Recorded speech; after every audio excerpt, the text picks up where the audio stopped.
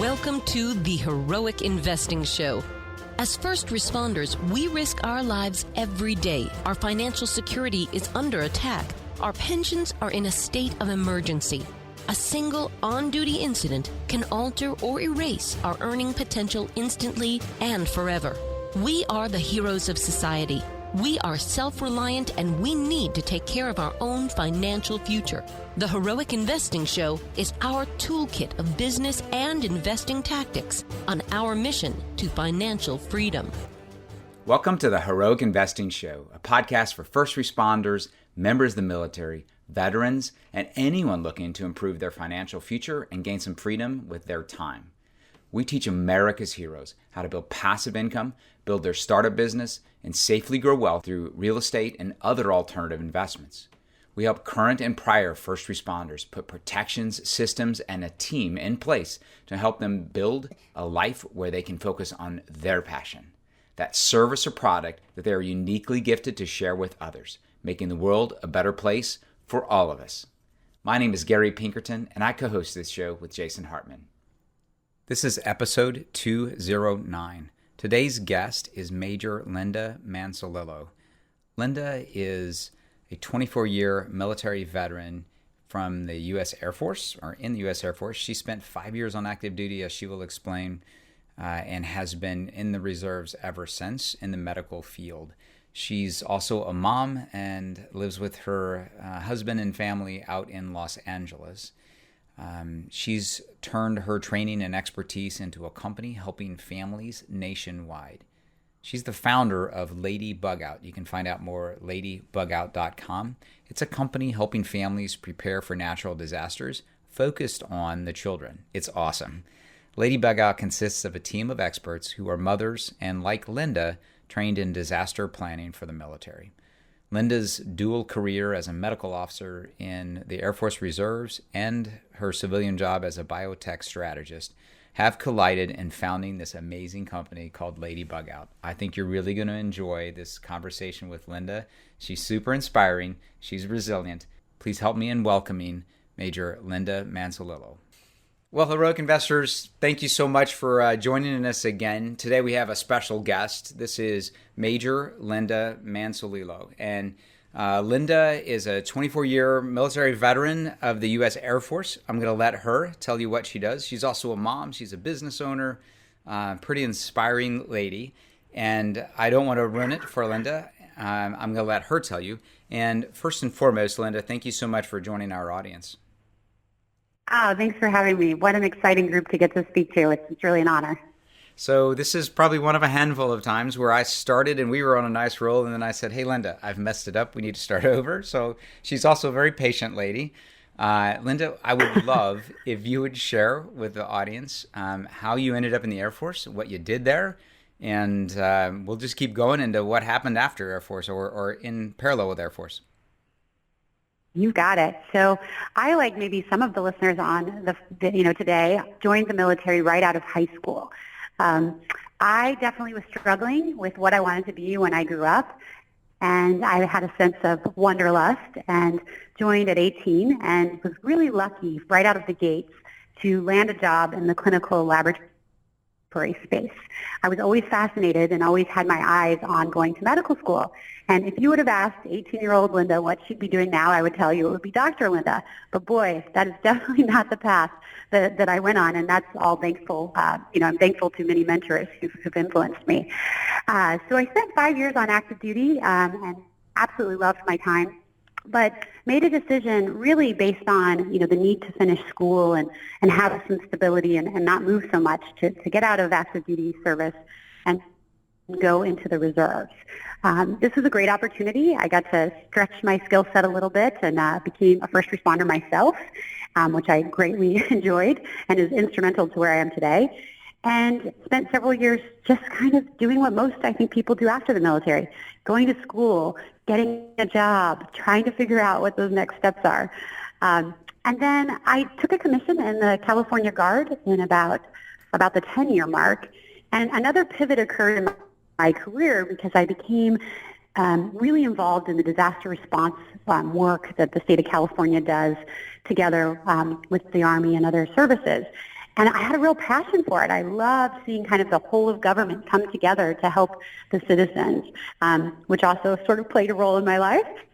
And today I am a lab officer in the Air Force Reserve, and I work for the Air War College out of Maxwell Air Force Base, and also a disaster response instructor, and headed to Peru in a few days.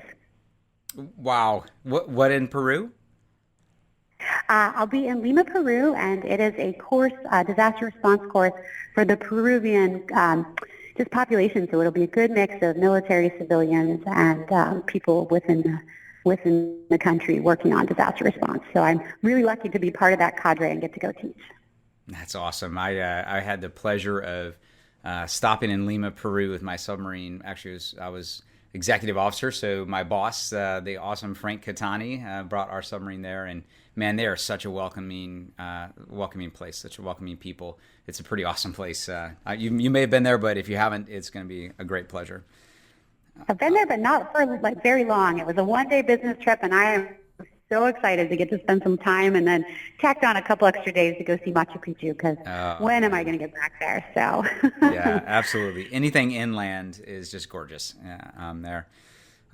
So what about, so you went into the reserves, obviously 5 years in, and then you went, and got, as you said, finished up school, got a family going there along the way at some point, and and you started your own business. So talk a little about that. Yeah, so for all you parents out there, you think about the perfect time to do something, and after you have a child, usually you would say that's not the perfect time. I had the opposite experience. I found that after my daughter was born, finding meaningful work that I was passionate about was really important to me, because in explaining to my daughter why I work, I wanted it to be genuine. I wanted her to see that mommy loves her work and mommy loves her, and those are both really good things. So I, was teaching disaster response, and frequently we talk about communities that are vulnerable in disasters, and at the top of the list is children. And my own daughter was pretty little when I was teaching. She was about 4 months old. And I remember saying those words and kind of chuckling and thinking, no, she's okay. We carry her around. She's fine. And then about 18 months later, I'm saying those same words, and she's mobile, and she's running around like a wild little girl that she is. But she can't really communicate or tell anyone, her parents' names or even her own name in a way people might understand. And so the company that was recently launched is really around that, is around creating dialogue and really a family resiliency capability centered around the child to say, you know what, these kids are vulnerable, and we as a community, starting here in our own family, can help reduce that vulnerability by exposing them in age-appropriate language, in interaction, things that they can do in everyday life that might be useful if, we do have a natural disaster. Wow, that's amazing. So if I make sure I understood that, so you have a company that enables families to have kind of the education and the tools to discuss with their young children how to deal with natural disasters? Absolutely. So the company's name is LadyBugOut. So us military folk, we all know the word bug out. And the company is a bunch of female, majority veterans, which is really cool, right? So not only did I get to start a company, but I got to involve other military women who wanted to do something more than their regular jobs and were looking for a cool way that they could give back or, flex their, muscles and their brains. So it's really been a great opportunity. And so LadyBugOut really started with bug-out bags for kids. And I know that sounds interesting, but when I was looking at the market, there was no bug-out bag for kids. Everything that I found was just a little, adult version of adult things in a smaller bag. Well, if any of you are listening that are parents, those bags are scary. There's a reason people throw them in the closet and ignore them until they really need them, right? So this bag was designed completely with children in mind. We have psychologists and physicians and nutritionists and educators, and we spent almost 18 months to 2 years really understanding the psychology and the physiological differences, as first responders all know, between children and adults, and then putting tools in the bag that really are a place for a conversation to get started. Yeah, these bags are really cool. I remember looking at them before before we, I guess it was probably last week when I was taking a look.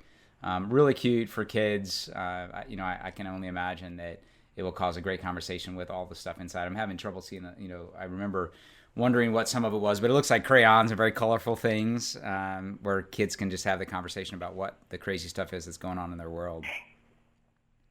Yeah, it's actually, the bag is in 4 sections. So if you think about what would be in an adult bug out bag, they're categorically kind of similar, right? So there is a first aid medical section that is filled with age-appropriate items so that kids can help with, putting Band-Aids on and wearing a medical ID bracelet. There's also a military-style cravette, and we have a video series on all the ways parents can use crevettes if needed. The nutrition section is really cool because it's been packed for 24 hours of nutrition for kids by a nutritionist, but the food is awesome. Like, if something happens in California, I'm going to my daughter's bag long before I'll eat any of my dehydrated things. There's another section on safety and security, and so that's all about signaling for help and lights. I mean, having total darkness for children is something very scary. So having things in the bag that can produce light, for example, allow you to have a conversation about electricity, and that's not a scary conversation. Sure. And then the last section is really custom, where you can put in things like that are creating familiarity or comfort to the child. And those could be things like crayons, it could be loveys, it could be, a letter from the parents. But we really, the parents are the expert on their children, but we're the experts on involving children in natural disasters. So we think combined with the two of us together, we can really help our kids really feel empowered.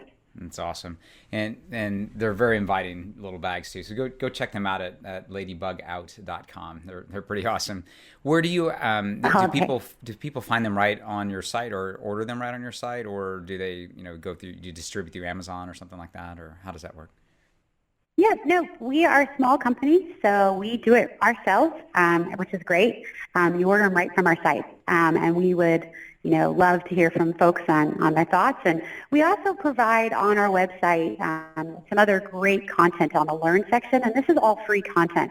Our team of advisors is always interacting with, federal agencies as well as, state and local officials, and we want to share that knowledge broadly. So if some of our listeners, have an expertise in this space and are interested in sharing tips, we'd be happy to help share and broadcast that messaging, right? We want to help as many people as we can, and we're excited to do it. That's awesome. So, clearly getting a company up and running, even one that is such a passion of yours, and I certainly recommend that all the listeners out there choose something. If you're going to start a company, is not that much, it's not all unicorns and rainbows, right? I think I got that backwards, but it's not all that much, always fun. It's a lot of hard work, no matter what it is, even if it is a passion, but it's got to be a passion to stick with it. What are some of your lessons learned as you got this up and running, that you would like to share with others thinking about starting their own business? Sure. I mean, I think the first thing that a lot of military people or first responders can appreciate is starting with a good plan. I had this idea several years ago, and we could have run right out the gate with an idea. But really stopping and hitting the pause button and surrounding yourselves with others is key. It's a lot of work, and I knew that I needed a lot of help. And tapping into your amazing, resources that you already have is a great place to start. Picking the right partner or co-founder, I think, is really key as well. I always joke, as a strategist, a strategy of one is really just a glorified tactic, right? So having a great sounding board and someone else who believes in the product or the project or whatever it is you're creating is really also important. And I think, in the military, we talk a lot about sacrifice and service, and that is all true when you have a startup. I mean, my husband and I had to have a lot of serious conversations about, the cost, not just the financial cost and the risk we're taking as a family to starting a company, but what does that mean to our weekends? What does that mean to the nights, when I'm working late? So being prepared for all of that as much as you can, just so when those surprises come, because they will come, at least, you've got a support system in place that's rooting you on because you've involved them from the very beginning. And did you say that this is less than a year old? It is less than a year old. It is a baby company. It's awesome. The thought of it has been several years, but we've only been to market about 6 months now. And that's just because we really wanted to get it right and we really wanted to intimately be involved. We had a packing party for our first set of bags. And there were children and dogs and husbands and spouses. And I mean, it was really fun to come together. And we're really enjoying, learning and listening from our customers what it is that's resonating with them, and more importantly, what's causing a behavior change in their children and how confident these kids are when they can show off their knowledge and skills. Wow. So how many people are working in the company or working with you, or even the part-timers? Yeah, less than 5. Wow. Okay. Wow.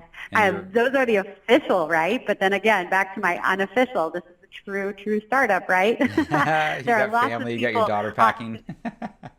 Yeah, there are lots of other people we pull in as needed. We have a lot of folks doing contract work. We're helping us on special projects. We're not trying to do it all ourselves, and there are people with expertise we need. But the true kind of day-to-day operations is really, the small, nimble little team. Got it. And so do you, in your reserve capacity here, and I haven't asked about your husband's career, but are you all moving around much now, or... I mean, is this a company that has to move around with you and be somewhat virtual and set up where you go, or are you pretty stable? Yeah, so this, we are based in Los Angeles. My husband's career has us in Los Angeles. So we're pretty grounded here. I mean, There are elements of the company that I can do from anywhere. This is a great example, writing content and blogs and, talking to some of the experts in the field. I can do that all on the go. Yeah. But there are elements of it, and that was a big thing that my partner and I also had to talk about. What kind of company do you want to be? We have a physical product, right? A physical product is demanding. If you're going to have a physical product, you're going to be putting in some sweat equity with that product. And that's a great point you bring up, considering what it is you want to build, and then considering what do you want your lifestyle to look like after. I'm enjoying this because this physical product allows me to go meet people in my community. And, yesterday I was at a local school, and I've been at, people's homes. And to me, that's so important in these early days to really hear what our folks are thinking. But it's a great point. Well, and I didn't mean to accentuate the point that much, but you added to it, and this is a point that we haven't really talked about on this show very much at all. But I love the idea, the concept that not only do you have to think about what your product is or what your service is going to be. That's obviously that passion. That's certainly important. But whether you pick physical product or virtual, or more like a service type business, like a coaching business or something, speaker business. It's totally going to drive what your day looks like, right? So you also have to envision what your future is going to look like. And that's the point really that you just made, that, if you have a physical product, there's a place you're going to go to work every day. And that brings its challenges, because it does somewhat ground you to one place, which could be good or bad. But if you're a service business, that brings its own challenges as well. For example, I do mine out of a recording studio in my house, which used to be another room in our house, a sitting room. And that brings a lot of challenges too, especially when you're just transitioning from, your W-2 service position, whether it's first responder or military. Your time at home in that old position, your time at home was family time. You were off the clock. But if you move your office to home, it's real challenging to, I would probably tell people, don't start off the way I did with your personal business, your service business at home from the very beginning, because you will be lost. I remember I went outside to get something one time in the middle of preparing for some meetings. Next thing I know, I'm mowing the lawn. I have no idea how I got there, but it was definitely not on the calendar for that day. And so being able to segment your day is much harder when you're doing it from home. And that really doesn't come up if you have a product business. So that's a really good point that I've never dug into before, I don't think, is that the type of business that you start is going to drive what your day looks like and maybe what the challenges are. Yes, it is.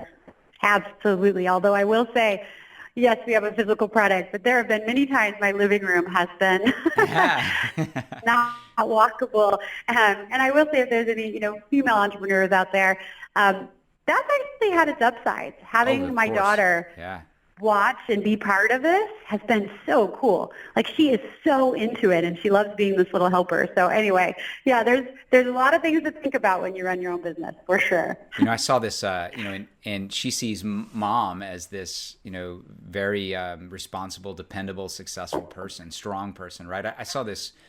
I was out with my son in the Midwest this past weekend, and I saw somewhere, I came across this sign, and it was this really nice looking young soccer player, young girl, and it said, "Strong is the new pretty," or something to that effect. I probably messed that up, but I was like, man, what a great message to start getting out there, and that's the kind of message you're giving your daughter, right? It's not about being Kardashians; it's about being strong, well, I wouldn't say powerful, but dependable, ethical, just a great person.